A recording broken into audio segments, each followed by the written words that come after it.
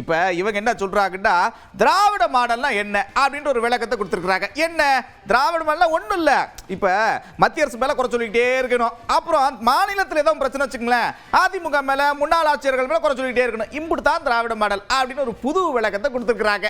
எப்பவுமே ஆளுங்கட்சி எப்படின்னா தங்களை ஒரு பிரச்சனையிலிருந்து காப்பாற்றிக் கொள்வதற்காக மத்திய அரசு மேல பழிய சொல்லிட்டு அதுல இருந்து தப்பிச்சுக்க பார்ப்பாங்க. இல்ல தமிழக பிரச்சனை என்றால் ஏற்கனவே ஆட்சி செய்தவர்கள் மேல குற்றம் சொல்லி அதுல இருந்து தப்பிச்சுக்க பார்ப்பாங்க. இதுதான் திராவிட மாடல் ஆட்சியினுடைய ஒரே உதாரணம். அந்த வகையில இன்னைக்கு கல்விக்கு மட்டும் இல்லை, இன்னைக்கு விவசாயம், மழை வெள்ளத்தால பாதிக்கப்பட்ட விவசாயிகளுக்கு டெல்டா மாவட்டத்தை சேர்ந்த முதல்வர் என்ன நிவாரணம் வழங்கி இருக்காருன்னு நான் கேட்கிறேன்.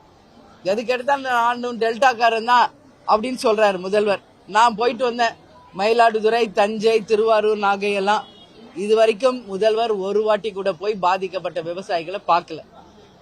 எப்ப பாரு மத்திய அரசையே டிபெண்ட் பண்ணி நம்ம இருக்கிறதுக்கு தமிழக அரசு எதற்கு? அப்ப தமிழக அரசின் நிதி எங்க போகுது? இன்னைக்கு கனிம வள கொள்ளை, டாஸ்மாக் வருமானம், லஞ்சம், ஊழல், எல்லா விலைவாசி உயர்வு, அனைத்து துறைகளிலுமே விலைவாசி உயர்வு என்று தமிழ்நாடே இன்னைக்கு மிகப்பெரிய விலைவாசி உயர்வுல மாட்டிக்கிட்டு இருக்கோம். இந்தியாவிலேயே அதிக கடன் இருக்கின்ற மாநிலம், முதல் மாநிலம் எதுனா நம்ம தமிழ்நாடு தான்.